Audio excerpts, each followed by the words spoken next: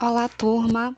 Então, estamos dando continuidade, na verdade, finalizando o nosso conteúdo da disciplina de processamento de pescado.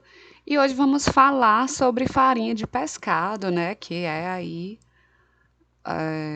um dos subprodutos gerado com o beneficiamento, né, do pescado. E nessa aula vou apresentar um pouco sobre os conceitos, né, definição, sobre o processamento da farinha de pescado, os equipamentos e instalações, né, envolvidas nesse processo, sobre composição química também a gente vai falar e também outras considerações. Bom, o que ocorre é que a indústria pesqueira, ela, em sua produção, ela vai gerar resíduo, né? Para filetar, por exemplo, uma tilápia, é produzido resíduos. E aí a indústria pesqueira, ela produz cerca de mais de 50% de volume de resíduo, né? Até chegando superior a 50%. Esses descartes, eles vão se tornar poluentes, né, ao meio ambiente, causando aí graves danos, né, ao meio ambiente. E a questão é que esses resíduos que são descartados, eles contêm um alto teor proteico, então tem importância nutricional aí. E por que não utilizar, né, essa importância aí nutricional para gerar lucro e também para evitar essa problemática ambiental dessa poluição, né, desse descarte inadequado. Então, o aproveitamento na elaboração de subprodutos vem a ser uma alternativa aí de agregação de valor, né? Vai aumentar aí a lucratividade, com o que ia ser descartado, vai ser, né, uma opção a mais de somar lucros, né, à indústria, ao produtor. E eis que existe aí a opção da produção de farinha de pescado, que ela já foi demonstrado que é um subproduto economicamente viável. E é sobre a farinha que a gente vai falar agora em diante. Bom, segundo o RISPOA, né, o Regulamento de Inspeção, o artigo 471 descreve os conceitos, né, sobre a farinha de pescado. Então, no parágrafo 1, né, entende-se por farinha de pescado o produto obtido pela cocção do pescado ou de seus resíduos, mediante o emprego de vapor convenientemente prensado, dissecado e triturado. Parágrafo 2º, permite-se também o tratamento pela cocção e secagem sob vácuo ou por qualquer outro processo adequado. E parágrafo 3º, é permitida a secagem por simples exposição ao sol, desde que essa prática não acarrete maiores inconvenientes. Então, basicamente, a farinha de pescado, né, simplificando, ela é um produto sólido, seco, obtido através do cozimento, né, prensagem, secagem, pulverização de peixes inteiros ou resíduos da indústria pesqueira. E esses resíduos, né, da industrialização do pescado, eles podem ser direcionados para várias modalidades de aproveitamento, certo? Ele pode ser direcionado aí para alimento para consumo humano, alimento para consumo animal, que seriam as rações, fertilizantes ou adubos orgânicos, também utilizado aí para produto químico e também produto funcional, isso mesmo. É possível extrair quitosana de carapaça, né, de crustáceo, cálcio de ostra, óleo, né, rico em ômega 3. Também é possível a gente extrair colágeno de pele de tilápia. É possível extrair carotenoide também de carapaça e de cabeça de resíduo de camarão. Então, existe aí uma variedade aí de opções que a gente pode estar fazendo esse aproveitamento, né, do que seria descartado. Mas a maior parte dos resíduos destina-se à produção de farinha de pescado. Então, o montante aí seria mais para a farinha de pescado, né? Tanto em escala artesanal como em escala industrial. O que se tem registro é que para a produção industrial é necessário grandes investimentos, né? É um alto custo de investimento inicial, porque é preciso equipamentos e instalações específicas, né? E também para se ter uma produção viável, é interessante, né, que a produção seja superior, né, a 5 toneladas ao dia, que isso já seria o resultado final, né? Iniciando aí com 15 a 20 toneladas por dia, porque o rendimento da farinha de peixe, né, fica em torno de 20 a 25%. Então, a produção tem que ser superior a 5 toneladas ao dia para ela ser viável, garantir lucratividade e também reduzir os custos fixos de produção. Essa que seria aí a dinâmica, né, dessa produção. Bom, e a origem, né, dessa farinha de pescado? Os resíduos são oriundos aí de filetagens, também oriundos da indústria de enlatamento, né, de pescado, e também são utilizados peixes inteiros de valor comercial menor, né, reduzido, e também peixes inadequados para o consumo, que seriam aqueles peixes de pequeno porte, ou com excesso de espinhas, ou que perderam seu frescor. Eles também são destinados para a indústria da farinha, né, para o aproveitamento na produção de farinha de pescado.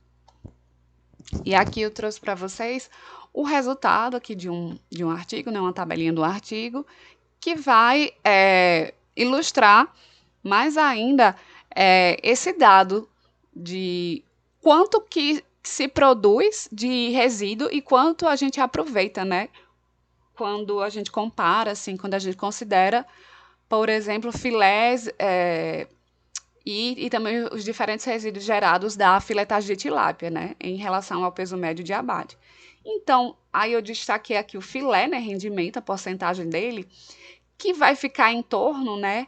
De 31 a 33, 34% é o rendimento final de um filé, enquanto os resíduos totais chegam aí até 68%, né, de resíduo, de descarte. Então, para a gente entender como é elevado aí o volume de resíduo, né, e aí a gente vê a importância de estar relocando esse recurso, aproveitando esses resíduos, né, na elaboração de subprodutos.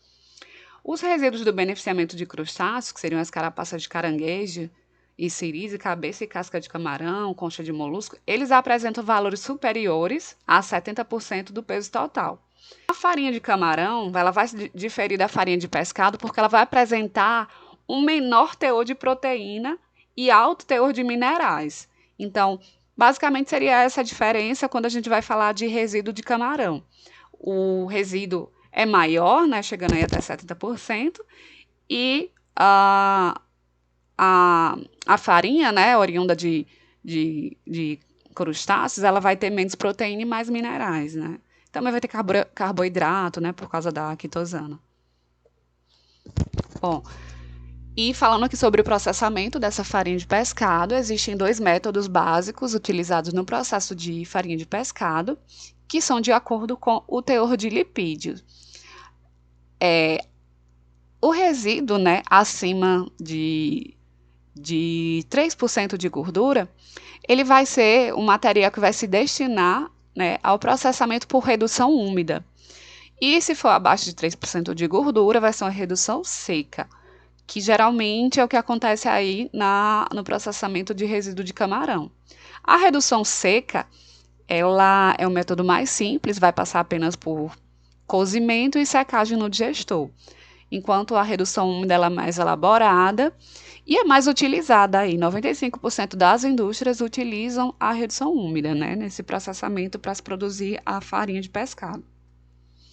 Bom, aqui é um pouco mostrar para vocês o fluxograma, né, da obtenção de farinha de pescado por redução seca, certo? Que é aquela redução, ou melhor, que é aquela do processamento dos crustáceos, da farinha de resíduo de crustáceo.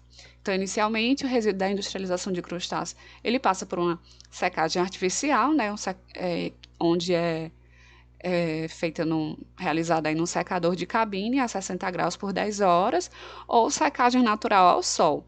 Depois vai para uma trituração em moinho de martelo com peneira, em seguida ensacamento e finaliza, né, a farinha de resíduo de crustáceo, com um rendimento aí médio de 19% a 21%. E aqui seria obtenção de farinha de pescado por redução úmida, né?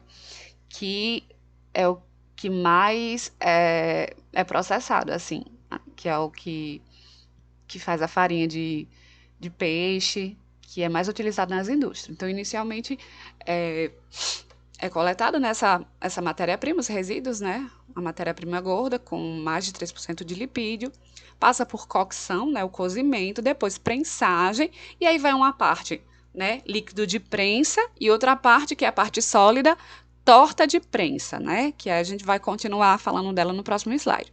E aí vem aqui para o líquido de prensa. O líquido de prensa vai para o vibrador, depois passa por um caldo separador, depois a etapa aí do pré-aquecedor, né? Esse caldo separador vai separar os sólidos.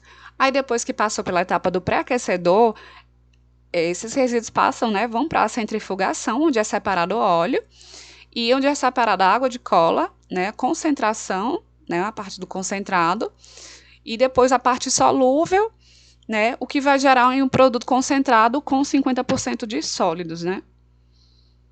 E aqui falando da parte lá dos sólidos, né, que é a torta de prensa. Então, esse montante, né, esse concentrado aí mais sólido, torta de prensa, ele vai para a desintegração, né, para aquela trituração, que é importante aí para a cocção.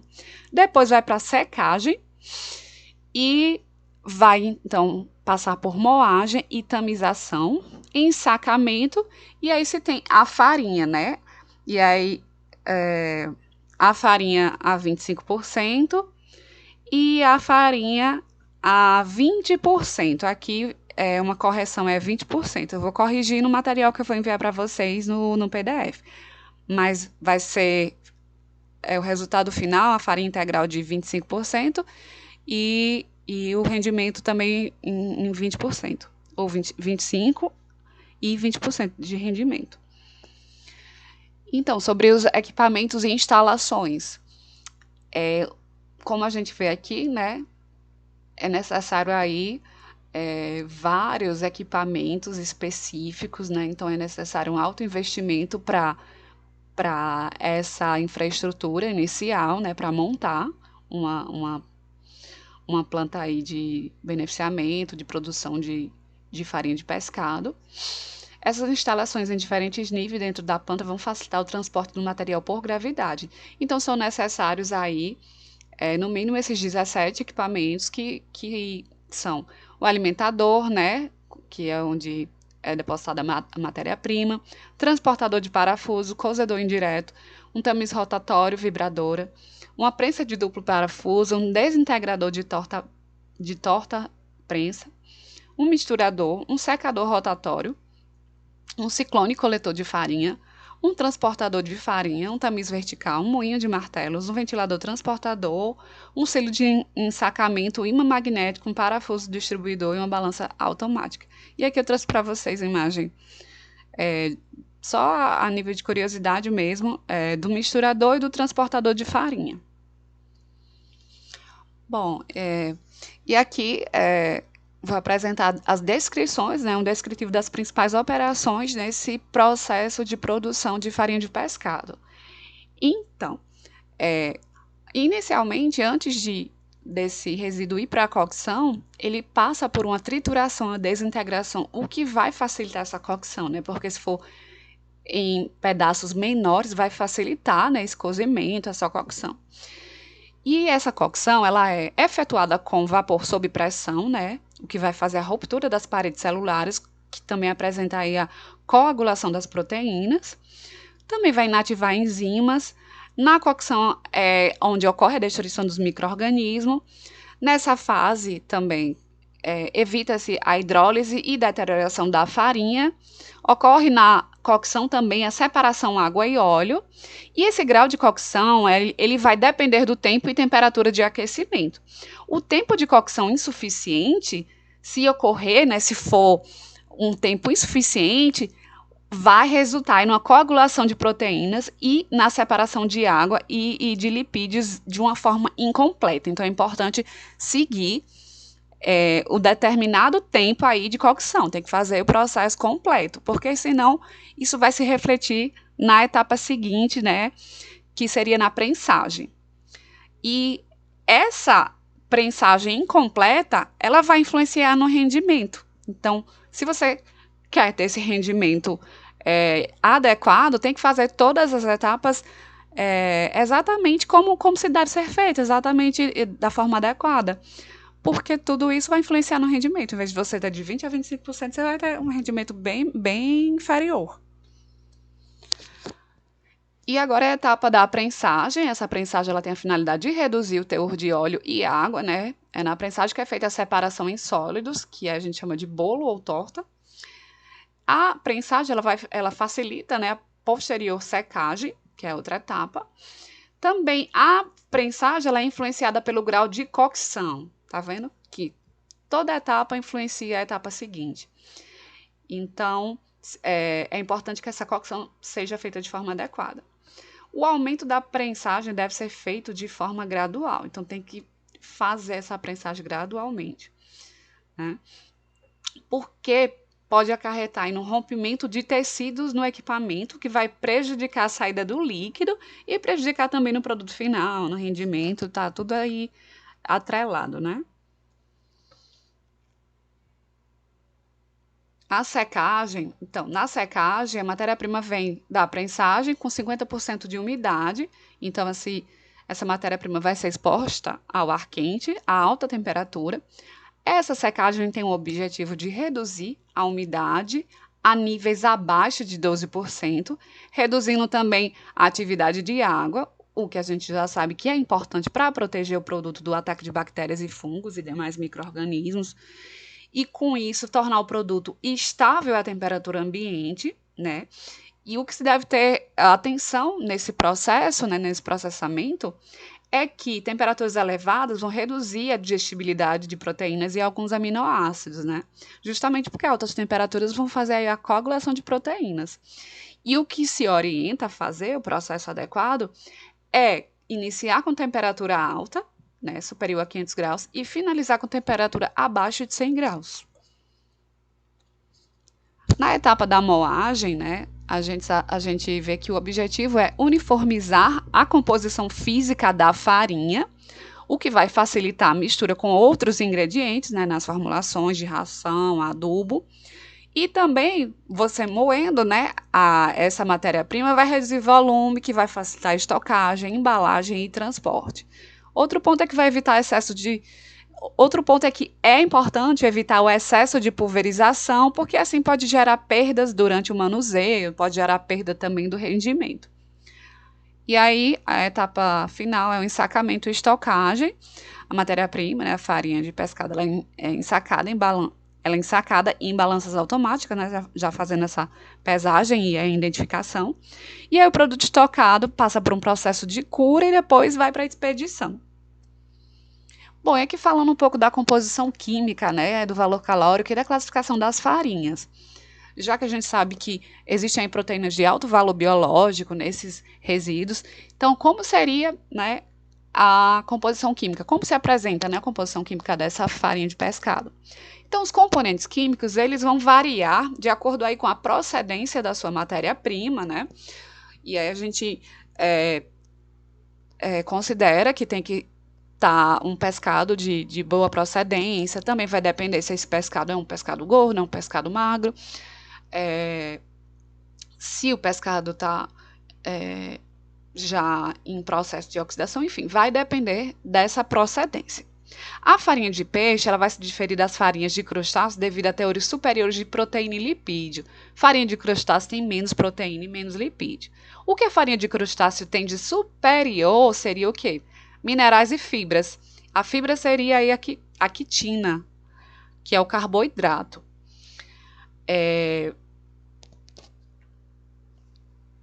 Outro ponto é que sofre variação, né? A composição química conforme o estado sanitário dos resíduos, como eu já mencionei, né? Se está em estado de deterioração, se está oxidando, enfim. E o teor de lipídio ele tem que ser monitorado, porque o excesso desses lipídios pode causar aí a rancidez. Resíduos com bom estado sanitário vão apresentar, consequentemente, uma maior vida útil. E com relação à classificação, segundo os padrões do RISPOA, né, o nosso regulamento, existem aí, primeira e segunda qualidade. O que são considerados farinha de primeira qualidade, né, seria de acordo com o conteúdo de proteína. Esse que é o critério básico para fazer essa diferenciação. Farinhas de primeiras qualidade, elas vão apresentar um teor de proteína superior a 60%, teor de lipídio e umidade abaixo de 10%, o que vai ser importante aí para aumentar essa agregação de valor e também maior vida de prateleira, maior vida útil, né? Com relação à digestibilidade da farinha de pescado, um fator importante a ser considerado é que essa digestibilidade é importantíssima quando a gente está falando em alimentação animal. Se essa farinha do pescado for destinada para ração, então você tem que considerar muito essa digestibilidade, né? Em farinha de pescado, a digestibilidade tem que estar superior a 90%. A digestibilidade das farinhas, elas estão relacionadas, sofrem influência da operação de secagem. Por quê? A secagem com temperatura muito elevada, né, se ficar aquela temperatura muito alta, vai ocorrer aí a diminuição da digestibilidade da proteína, o que causa aí redução da disponibilidade de certos aminoácidos, como lisina, cistina, triptofano e histidina, e que também pode causar aí uma oxidação de lipídios, né? E aí, trouxe essa imagenzinha para a gente ilustrar melhor esse entendimento, que mostra que com aumento de temperatura a proteína é desnatura e as proteínas começam a ficar agregadas, né? Então, isso influencia e isso reflete também nessa digestibilidade. Então, é isso. A digestibilidade ela vai variar também com o tipo de matéria-prima. Outros parâmetros da qualidade nutricional da farinha de pescado. A farinha de pescado, ela apresenta aí proteínas de alto valor biológico, e a gente fala que é de alto valor biológico porque ela apresenta todos os aminoácidos essenciais para a dieta, né? E também apresenta presença de componentes de grande importância nutricional, que seriam vitaminas do B12, né, do complexo B, e ácidos graxos da família ômega 3. Também apresenta pigmentos carotenoides e substâncias flavorizantes, né? E também vai apresentar o que é muito importante para a ração animal, os fatores de crescimento, né, que é com teores de cobalto e fósforo. E quando a gente fala de alimentação de camarão, essa farinha de pescado, ela tem a importância no sentido de conter compostos quimioatrativos, né, que são compostos aí estimulantes, que vão liberar sinais químicos. Esses sinais químicos eles favorecem a identificação do consumo lá no meio aquático. Quando a ração está lá disposta, né, no meio aquático, vai ser mais fácil os camarões identificarem e aí consumirem essa ração. Outro ponto é que as rações podem apresentar também pigmentos carotenoides. Esses pigmentos eles são necessários à boa pigmentação das aves, peixes, né, como tilápia vermelha, salmão e camarão. Então, tem essa importância também das farinhas. E aí, gente, para finalizar, eu pontuei aqui algumas considerações finais e também como forma de a gente recapitular o que foi apresentado em aula.